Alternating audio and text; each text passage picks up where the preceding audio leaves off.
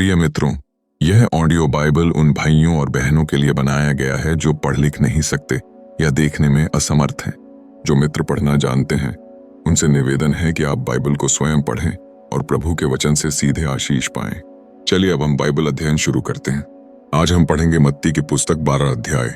उस समय यीशु सब्त के दिन खेतों में से होकर जा रहा था और उसके चेलों को भूख लगी, सो वे बालें तोड़ तोड़ कर खाने लगे। फरीसियों ने यह देखकर उससे कहा, देख तेरे चेले वह काम कर रहे हैं जो सब्त के दिन करना उचित नहीं। उसने उनसे कहा, क्या तुमने नहीं पढ़ा कि दाऊद ने जब वह और उसके साथी भूखे हुए तो क्या किया? वह क्यों कर परमेश्वर के घर में गया और भेंट की रोटियां खाईं, जिन्हें खाना न तो उसे और उसके साथियों को पर केवल याजकों को उचित था। या तुमने व्यवस्था में नहीं पढ़ा कि याजक सब्त के दिन मंदिर में सब्त के दिन के विधि को तोड़ने पर भी निर्दोष ठहरते हैं? पर मैं तुमसे कहता हूं कि यहाँ वह है जो मंदिर से भी बड़ा है। यदि तुम इसका अर्थ जानते कि मैं दया से प्रसन्न हूं, बलिदान से नहीं, तो तुम निर्दोष को दोषी न ठहराते। मनुष्य का पुत्र तो सब्त के दिन का भी प्रभु है। वहां से चलकर वह उनकी सभा के घर में आया, और देखो, एक मनुष्य था जिसका हाथ सूखा हुआ था, और उन्होंने उस पर दोष लगाने के लिए उससे पूछा कि क्या सब्त के दिन चंगा करना उचित है? उसने उनसे कहा, तुम में ऐसा कौन है जिसकी एक ही भेड़ हो और वह सब्त के दिन गड्ढे में गिर जाए तो वह उसे पकड़कर ना निकाले? भला मनुष्य का मूल्य भेड़ से कितना बढ़कर है। इसीलिए सब्त के दिन भलाई करना उचित है। तब उसने उस मनुष्य से कहा, अपना हाथ बढ़ा। उसने बढ़ाया और वह फिर दूसरे हाथ की नाई अच्छा हो गया। तब फरीसियों ने बाहर जाकर उसके विरोध में सम्मति की कि उसे किस प्रकार नाश करें। यह जानकर यीशु वहां से चला गया और बहुत लोग उसके पीछे हो लिए, और उसने सबको चंगा किया और उन्हें चिताया कि मुझे प्रकट न करना कि जो वचन यशायाह भविष्यद्वक्ता के द्वारा कहा गया था वह पूरा हो, कि देखो, यह मेरा सेवक है जिसे मैंने चुना है, मेरा प्रिय, जिससे मेरा मन प्रसन्न है। मैं अपना आत्मा उस पर डालूंगा और वह अन्य जातियों को न्याय का समाचार देगा। वह न झगड़ा करेगा और न धूम मचाएगा, और न बाजारों में कोई उसका शब्द सुनेगा। वह कुचले हुए सरकंडे को न तोड़ेगा और धुआं देती हुई बत्ती को न बुझाएगा, जब तक न्याय को प्रबल न कराए, और अन्य जातियां उसके नाम पर आशा रखेंगी। तब लोग एक अंधे गूंगे को, जिसमें दुष्टात्मा थी, उसके पास लाए, और उसने उसे अच्छा किया, और वह गूंगा बोलने और देखने लगा। इस पर सब लोग चकित होकर कहने लगे, यह क्या दाऊद की संतान का है? परंतु फरीसियों ने यह सुनकर कहा, यह तो दुष्टात्माओं के सरदार शैतान की सहायता के बिना दुष्टात्माओं को नहीं निकालता। उसने उनके मन की बात जानकर उनसे कहा, जिस किसी राज्य में फूट होती है वह उजड़ जाता है, और कोई नगर या घराना जिसमें फूट होती है बना न रहेगा। और यदि शैतान ही शैतान को निकाले तो वह अपना ही विरोधी हो गया है, फिर उसका राज्य क्यों कर बना रहेगा? भला यदि मैं शैतान की सहायता से दुष्टात्माओं को निकालता हूं, तो तुम्हारे वंश किसकी सहायता से निकालते हैं? इसलिए वे ही तुम्हारा न्याय चुकाएंगे। पर यदि मैं परमेश्वर के आत्मा की सहायता से दुष्टात्माओं को निकालता हूं, तो परमेश्वर का राज्य तुम्हारे पास आ पहुंचा है। या क्यों कर कोई मनुष्य किसी बलवंत के घर में घुसकर उसका माल लूट सकता है, जब तक कि पहले उस बलवंत को न बांध ले, और तब वह उसका घर लूट लेगा।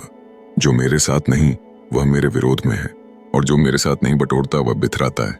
इसलिए मैं तुमसे कहता हूं कि मनुष्य का सब प्रकार का पाप और निंदा क्षमा की जाएगी, पर आत्मा की निंदा क्षमा न की जाएगी।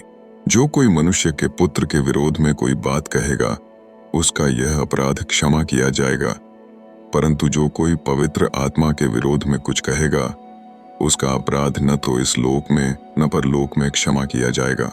यदि पेड़ को अच्छा कहो तो उसके फल को भी अच्छा कहो, या पेड़ को निकम्मा कहो तो उसके फल को भी निकम्मा कहो, क्योंकि पेड़ फल ही से पहचाना जाता है। हे सांप के बच्चों, तुम बुरे होकर क्यों कर अच्छी बातें कह सकते हो? क्योंकि जो मन में भरा है वही मुंह पर आता है। भला मनुष्य मन के भले भंडार से भली बातें निकालता है, और बुरा मनुष्य बुरे भंडार से बुरी बातें निकालता है। और मैं तुमसे कहता हूं कि जो निकम्मी बातें मनुष्य कहेंगे, न्याय के दिन हर एक बात का लेखा देंगे। क्योंकि तू अपनी बातों के कारण निर्दोष और अपनी बातों ही के कारण दोषी ठहराया जाएगा। इस पर कितने शास्त्रियों और फरीसियों ने उससे कहा, हे गुरु, हम तुझसे एक चिन्ह देखना चाहते हैं। उसने उन्हें उत्तर दिया कि इस युग के बुरे और व्यभिचारी लोग चिन्ह ढूंढते हैं, परंतु यूनुस भविष्यद्वक्ता के चिन्ह को छोड़ कोई और चिन्ह उनको न दिया जाएगा। यूनुस 3 रात दिन जल जंतु के पेट में रहा, वैसे ही मनुष्य का पुत्र 3 रात दिन पृथ्वी के भीतर रहेगा। नीनवे के लोग न्याय के दिन इस युग के लोगों के साथ उठकर उन्हें दोषी ठहराएंगे, क्योंकि उन्होंने यूनुस का प्रचार सुनकर मन फिराया, और देखो, यहाँ वह है जो यूनुस से भी बड़ा है। दक्षिण की रानी न्याय के दिन इस युग के लोगों के साथ उठकर उन्हें दोषी ठहराएगी, क्योंकि वह सुलेमान का ज्ञान सुनने के लिए पृथ्वी की छोर से आई।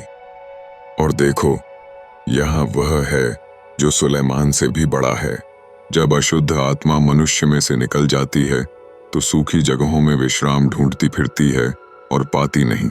तब कहती है कि मैं अपने उसी घर में जहां से निकली थी लौट जाऊंगी, और आकर उसे सूना, झाड़ा बुहारा और सजा सजाया पाती है। तब वह जाकर अपने से और बुरी 7 आत्माओं को अपने साथ ले आती है, और वे उसमें बैठकर वहां वास करती है, और उस मनुष्य की पिछली दशा पहले से भी बुरी हो जाती है।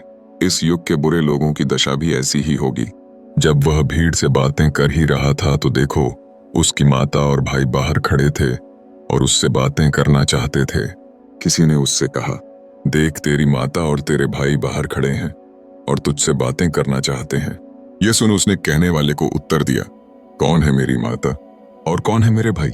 और अपने चेलों की ओर अपना हाथ बढ़ाकर कहा, देखो, मेरी माता और मेरे भाई ये हैं, क्योंकि जो कोई मेरे स्वर्गीय पिता की इच्छा पर चले वही मेरा भाई और बहन और माता है।